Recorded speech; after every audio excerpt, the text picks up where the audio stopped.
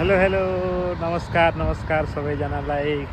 सन्चै हुनुहुन्छ, आरामै हुनुहुन्छ, कहाँदेखि बोल्दै हुनुहुन्छ, हेर्दै हुनुहुन्छ मेरो भिडियो। अनि म चाहिँ हालमा चाहिँ अहिले साइप्रसको चाहिँ एउटा निकोसियाको रोडमा छु है। यो चाहिँ रोड हो। गाडी चाहिँ हिँडिरहेको छ बाटोमा। अनि यहाँ चाहिँ स्पिडमा आउँछ गाडी है।